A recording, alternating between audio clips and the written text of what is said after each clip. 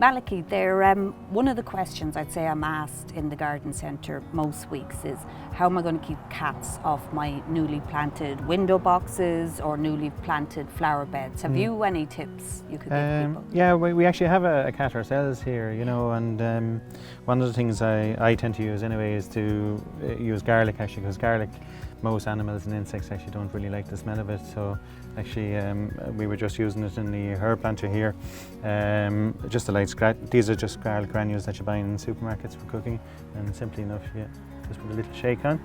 And when the pussycat comes along and gets a sniff of garlic, really they avoid it and they find somewhere else to go. So excellent. That works for me anyway. Yeah, great. I'll pass that one on for sure. Ursula, I have a question for you now as well. I'm often asked about hydrangeas actually, and what makes them blue or pink, or what's the best, you know, what's the best way to grow them really?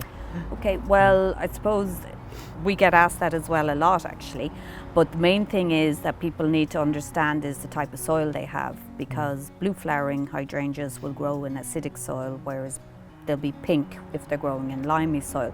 So what I always advise the customer to do is to get a pH test kit and to check out what kind of soil they have.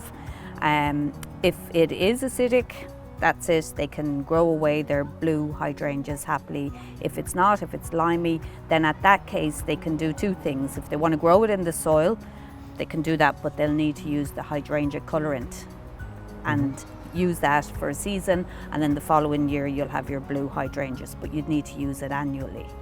Or else you can grow your plant in a pot and use ericaceous compost in the pot to keep your hydrangea. And that ericaceous is acidic, is it? Yeah, it's an acidic compost. So that's what you'd often, people will come in and wonder what's the difference between the ericaceous compost and your normal multi-purpose compost. So the reason is, the difference is that the ericaceous is acidic and suitable for the likes of your blue hydrangeas, your rhododendrons and your camellias. So another one that comes up a lot of the time is, and it's a very general question, but it's like, when can I plant a plant, or when do I prune a plant? Well, the pruning side of it is there's a kind of a basic answer, I think, in a way, and as a rule of thumb, roughly it's prune after flowering. So if it's a camellia like this and the flowers have actually turned brown and they're more or less finished, then that's the time to give it a haircut. And it works for most plants that way, really, you know, so it does. And the perennials, then the ones that die down in the winter, really you tidy them up in springtime. You trim down the stems and tidy them up when spring starts. But as regards planting, I think plant in season. So like we were talking about roses before, you know, roses are available in the month of April and May. That's at the best time to plant them. And then daffodils, naturally enough, you plant them in autumn and so on. So I think in season is really the work with nature rather than against it. I think is probably the best way to go. Good stuff. Another question often, because I grow sweet corn here, and what do you think is the best way to plant them, really? Cause sweet corn's gorgeous. To get a good set in the cobs, sometimes they don't really look full when I grow them. Okay, so the thing is with sweet corn, there's nothing nicer than picking your own cobs and straight into the pot, and they're the freshest and tastiest. But normally I would grow them in blocks where they're about 2 foot apart. Plenty of feeding with them. They tend to be very tall plants, but they're quite a strong stem, so they tend not to need staking to keep them upright. And then you'll know by the cob, when the tassels that are on the top of the ear have turned brown, they're ready to pick then, and they should easily snap off the stalk. Now the one thing I find with them, earwigs love them as well as much. So it's kind of a case of going out in the evenings and just going through the cobs and just flicking earwigs off to keep them, because otherwise they're going to take the lovely sweet corn for you. It's true. Another one there, Malachy, oftentimes you'll be reading about plants and they're saying ideally grow it in a southwesterly facing area, or happy to grow in a north facing. But how do I know, this is what people ask me, how do I know which way my garden is facing? Yeah, it's often asked, right, you know, because people don't really understand. I think sometimes, you know, if you're reading a book and it says a south-facing garden or a south-facing position or a north-facing area, that might be shaded. So essentially, if your part of the garden that you're interested in gets sun in the evening time, and that means it is west facing, and if it gets morning sun it's east facing, so it's the sunlight shining into that area of the garden is actually what the orientation is.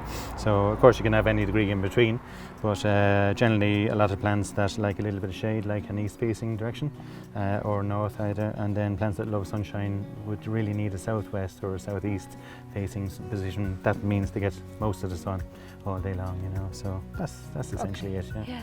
Just there, I see here your beautiful camellia here growing in your garden. Like you're talking about east facing, north facing, like what's actually the right place to plant a camellia? Because again, a lot of customers come in and they're saying, for some reason it's not flowering, or it just seems unhappy where it is. So what would be the ideal conditions for a camellia?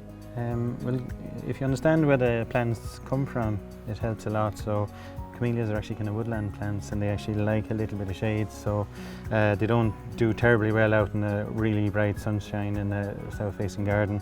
They actually do prefer a little bit of shade, and it's important when they flower, like that flower there is unblemished even though we've had frost and things like that. So the trick is to actually grow it in a little bit of shade, particularly in the morning, because it's not the frost that damages the flowers, it's actually the defrosting in the morning when the sun shines in. It actually damages the flowers, and that's actually why we often advise to plant them in an area where there's shade in the morning time, and then the sunshine can come around later on.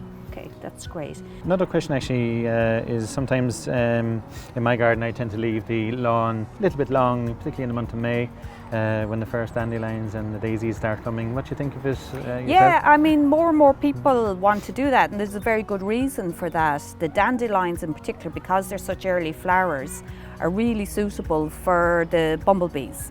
And you look at the dandelion flower, and it's a lovely flat, great landing platform for the bumblebee.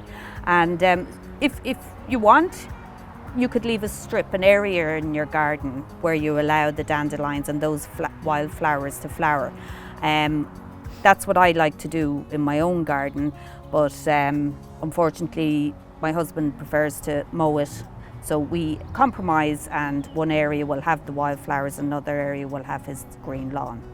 Another thing I was interested in asking you was about deadheading, because with the best will in the world, sometimes I don't get to it, and sometimes it's not great. Then, you know, say my window boxes aren't always, you know, in their prime, I suppose. Yeah, you see, deadheading is something, if you can do it little and often, that's the ideal, because it's it can become too big a job if you leave it for a week or two in the summer months. So realistically, every week, every second evening, just pop out and just pinch off some of the dead heads.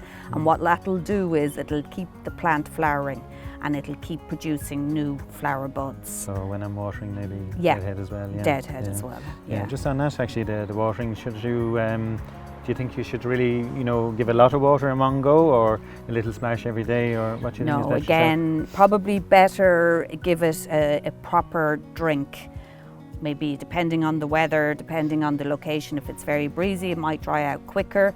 Just check, just test the pot with your finger, just check and see how dry it is, and then give it a good soak.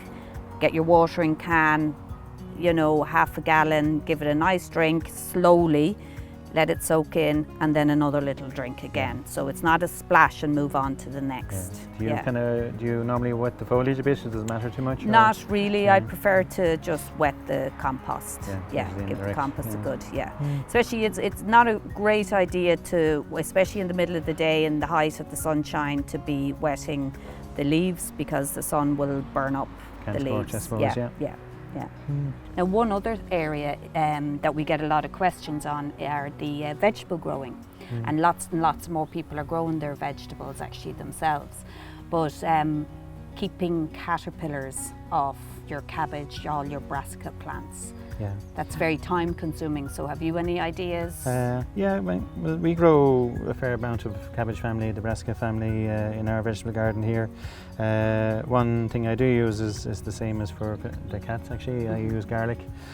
What I do is I put garlic into a barrel of water, a tablespoon or so into a very large barrel, and then I use a watering can, and more or less once or twice a week I spray over the leaves with a watering can, the cabbage leaves, you know, and that actually repels aphids as well. And when the cabbage white butterflies, which are particularly troublesome for the cabbages, they fly along in, but they smell the garlic and they don't recognise the plant as being cabbage or cauliflower, so they actually fly on. And other than that, now also you could use, particularly for young plants, maybe some of the fine netting, often used to make cloches or little tents around the vegetables, and that actually works very well as well, as it prevents the little green flies from flying in and from butterflies getting in to begin with. Okay, thanks for that, Malachy. So if you've any more questions or on your gardening needs, just call into any of our Tier Long Country Life, and plenty horticulturists there to help you out. Thanks.